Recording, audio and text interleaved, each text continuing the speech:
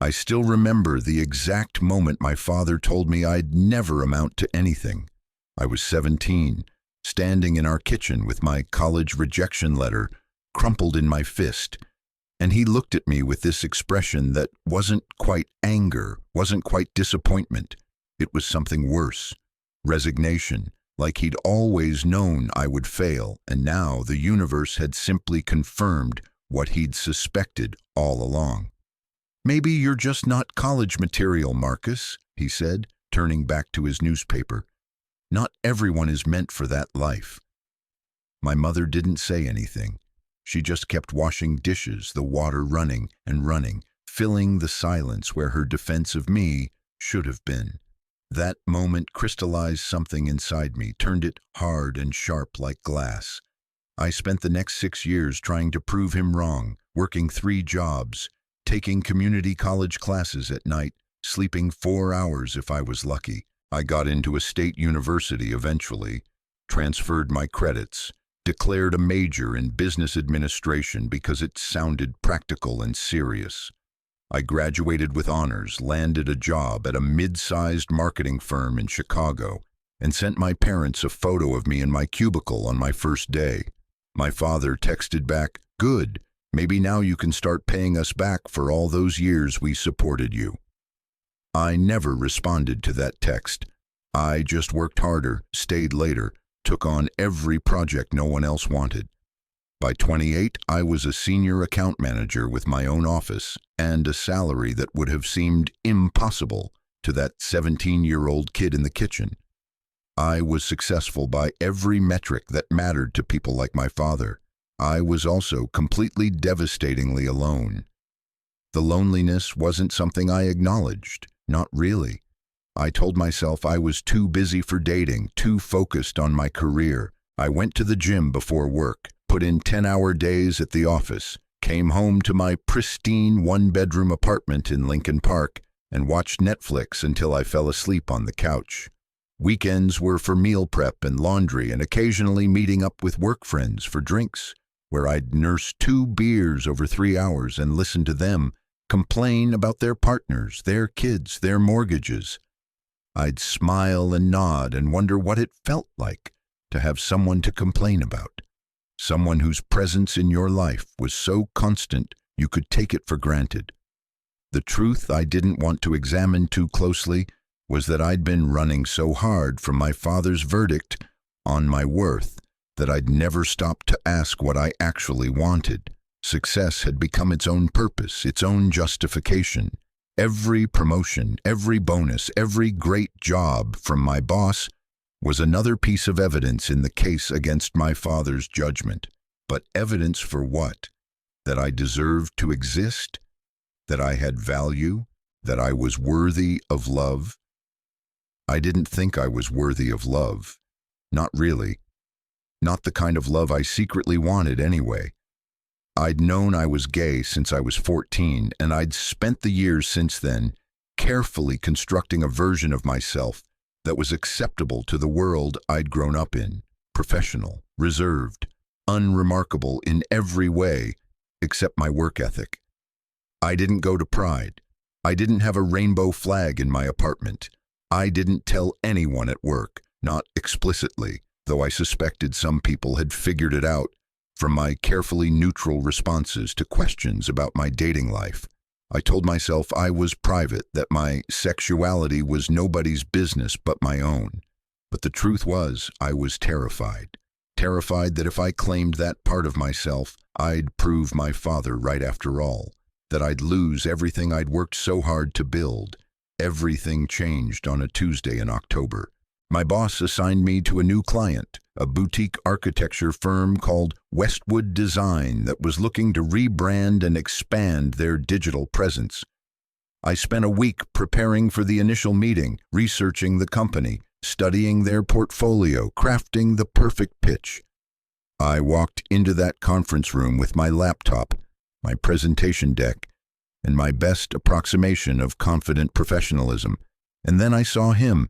His name was David Westwood, and he was the founder's son, recently brought on as a partner to help modernize the firm. He was 32, 4 years older than me, with dark hair that curled slightly at the ends, and these incredible hazel eyes that shifted between green and gold, depending on the light. He was wearing a navy sweater and jeans, which should have looked casual in a business meeting, but somehow just made him seem more present, more real than everyone else in their suits and ties. When he shook my hand, his grip was warm and firm, and he smiled at me like he was genuinely happy to meet me, like I was someone worth being happy about. "Marcus," he said, "I've heard great things about your work. I'm really looking forward to seeing what you can do for us." I managed to deliver my presentation without stumbling over my words, though I was hyper-aware of his presence the entire time. The way he leaned forward when I made a point he found interesting. The way he asked questions that showed he had actually been listening, not just waiting for his turn to talk. After the meeting, as everyone was gathering their things, he approached me. "That was impressive," he said. "Really impressive. I know this is unconventional, but would you want to grab coffee sometime? I'd love to hear more about your thoughts on the direction we could take this.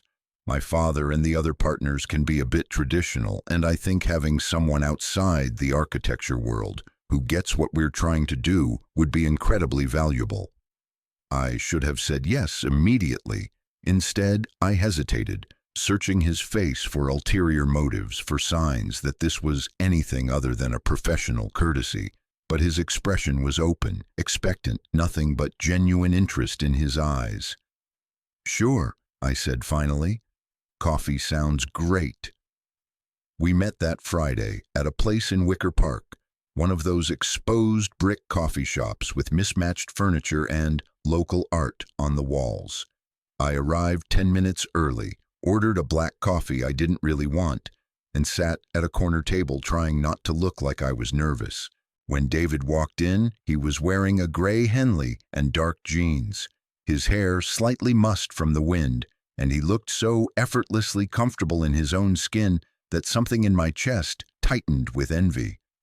"Sorry I'm late," he said, sliding into the chair across from me. "Client call ran long." "You're not late," I said. "I was early." He ordered something complicated and sweet from the counter, then came back and settled in, pulling out a small notebook. "So," he said, "tell me everything." We talked about the rebrand for maybe 20 minutes, and then the conversation drifted, the way good conversations do, into other territory. He asked about my background, and I gave him the sanitized version. Grew up downstate, worked my way through college, been at the firm for 6 years. He told me about taking over at his father's company, about the pressure of living up to a legacy while trying to forge his own path. He was funny and self-deprecating, and he had this way of making me feel like what I was saying mattered, like my perspective was valuable. "Can I ask you something?" he said after we'd been talking for over an hour. "And feel free to tell me to mind my own business." "Okay," I said, my guard immediately up. "Are you happy?" he asked. "Like genuinely happy? Because you're clearly brilliant at what you do, and you're obviously successful. But there's this sadness in your eyes that I can't quite figure out." No one had ever asked me that before. No one had ever looked closely enough to see past the performance to whatever was underneath. I opened my mouth to give him the automatic response, "Of course I'm happy," that I'd perfected over the years. But something about the way he was looking at me, patient and curious and completely without judgment, made the lie stick in my throat. "I don't know," I said quietly. "I don't think I've let myself think about it." He nodded slowly, like this made perfect sense. "I get that," he said. "I spent my 20s trying to be the person I thought I was supposed to be. Went to the right schools, dated the right people, said all the right things. And then one day I woke up and realized I was living someone else's life." He paused, took a sip of his drink. It took me a long time to figure out who I actually was underneath all that. "And who are you?" I asked. He smiled, and there was something vulnerable in it, something that made my heart skip. I'm still figuring that out, he said, but I'm getting closer. We started meeting regularly after that, ostensibly to discuss the project, but really just to talk. Coffee became lunch, became drinks, became dinner. He introduced me to his favorite restaurants, little places I'd walked past 1,000 times but never thought to enter. We talked about everything, our childhoods, our fears, our dreams, the versions of ourselves we'd tried to be and the versions we were trying to become. He told me about coming out to his family at 25, about his father's initial disappointment and eventual acceptance, about his mother who'd cried and then immediately joined PFLAG. I told him about my father's verdict on my worth, about the years I'd spent trying to prove him wrong, about the exhaustion of carrying that weight. "You know what I think?" David said one night over Thai food. "I think you already proved him wrong. You're successful, you're talented, you're making a difference in the world. The problem is, you're still using his metric to measure yourself. You're still trying to earn something from someone who's never going to give it to you." "So what do?" I asked. "You decide what matters to you," he said. "Not what matters to him, not what society says should matter, but what actually makes you feel alive. And then you build a life around that." I went home that night and couldn't sleep, his words circling in my mind like birds. What made me feel alive? I'd spent so long focused on achievement, on external validation, that I'd never stopped to ask what brought me joy. The answer, when it came, was terrifying in its simplicity. David made me feel alive. Being with him, talking to him, seeing the world through his eyes. That's what I wanted. That's what I'd been missing. I was falling in love with him, and I didn't know what to do about it. The project wrapped up in December. We'd exceeded every goal, delivered a rebrand that was already generating buzz and bringing in new clients. My boss was thrilled. David's father was impressed. Everyone agreed it had been a successful partnership, and I was about to lose the only person who'd ever made me feel like I was more than the sum of my accomplishments. On the last day of the official project, David asked me to meet him at the coffee shop, where we'd first talked outside the office. It was snowing lightly, those perfect fat flakes that make the city look magical instead of just cold. I found him at our usual table, 2 cups already waiting, and something about the scene made my chest hurt with the certainty that this was goodbye. "So," he said as I sat down, "we did it." "We did," I agreed. "The firm is really happy. My father won't stop talking about the increase in inquiries. You're a miracle worker, Marcus." "I had a good client," I said. We sat in silence for a moment, and I tried to memorize everything about this. The way the afternoon light caught in his hair, the small scar above his left eyebrow I'd never asked about, the way his hands wrapped around his coffee cup like he was trying to absorb its warmth. "I'm going to miss this," he said quietly. "These meetings, these conversations, you." My heart was hammering so hard I was sure he could hear it. "Me too." "Marcus," he said, and there was something in his voice that made me look up, meet his eyes. "I need to tell you something, and I'm terrified I'm about to ruin everything, but I can't not say it anymore." I couldn't breathe, couldn't move, could only wait. "I'm in love with you," he said. "I have been for months, and I know this is completely inappropriate, and I know I'm probably making you incredibly uncomfortable, but I couldn't let this end without telling you the truth. You're the most remarkable person I've ever met, and every time I'm with you, I feel like I'm seeing the world in color for the first time. And if you don't feel the same way, that's okay. I'll handle it, but I needed you to know." The thing about spending years building walls is that you forget there are doors. You forget that you can choose to open them, that you can let someone in. I'd been so focused on protecting myself, on proving my worth, on being invulnerable, that I'd convinced myself I didn't need anyone, that wanting was weakness, that love was a luxury I couldn't afford. But sitting there, looking at David's face, seeing the fear and hope and raw vulnerability in his eyes. I realized something. My father was wrong, not just about my potential for success, but about everything, about who I was, what I deserved, what kind of life I was capable of living. I'd spent years trying to prove him wrong on his terms, but the real rebellion was this: choosing love, choosing vulnerability, choosing to build a life based on what made me happy instead of what made me acceptable. "I'm in love with you too," I said, and my voice cracked on the words. I've been so scared to admit it, even to myself. "But David, you make me feel like I'm allowed to be human, like I'm allowed to want things, like I'm allowed to be more than just my resume." He reached across the table and took my hand, and the touch was electric, grounding, like coming home after a long journey. "You're so much more than that," he said. "You're everything."